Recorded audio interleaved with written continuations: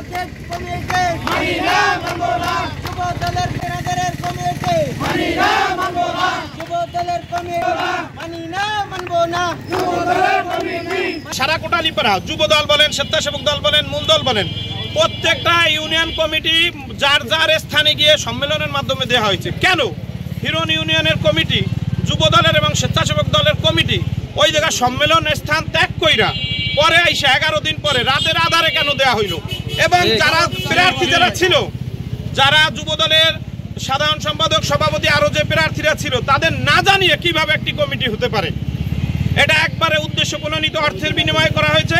আমরা চাই অনতিবিলম্বে যদি এই কমিটি বিলুপ্ত না করা হয়, তো আমরা স্থায়ী, আমরা আরো লং টার্ম, আমরা 2-1 দিনের ভিতর যদি এই সমাধান উপজেলা বিএনপির কাছে আমরা দাবি করি, তাদের সাথে আমরা বেশ যোগাযোগ করে রেখেছি।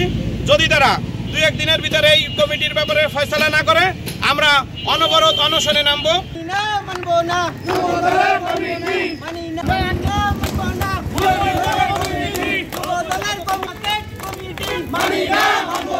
যারা মুরব্বী ছিল তাদের মাধ্যমে সামঞ্জস্য করে এই কমিটিটা ঘোষণা করা হয়েছে, কিন্তু তাদের সেই যে ওই যে 11 তারিখে যে সম্মেলন দেওয়ার কথা ছিল, আমাদের কমিটি ঘোষণা করা হয়েছিল, তারা সেখানে তালতামাশা করে এই পাশে তারপরে 11 দিন পরে রবিবার দিনকে রাত্রে তারা রাতের আধারে টাকা খাইয়া এই কমিটি তারা অন্য জনের মাধ্যমে ঘোষণা করা হয়েছে। আমরা দ্রুত উপজেলায় যত সিনিয়র নেতৃবৃন্দ আছে তাদেরকে আমরা অনতিবিলম্বে আবেদন করতেছি যাতে আমাদের এই কমিটিকে তারা যে টাকা খাইয়ে যে কমিটি ঘোষণা করছে, এই কমিটিকে আমরা বিলুপ্তি চাইছি।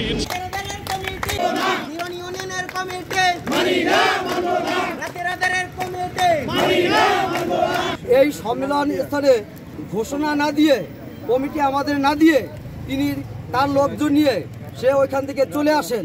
তার 11 দিন পরে রাতের অন্ধকারে এই কমিটি ঘোষণা করা হয় এবং এই অবৈধ কমিটি আমরা মানি না, হিরন ইউনিয়নে কেউই মানবে না।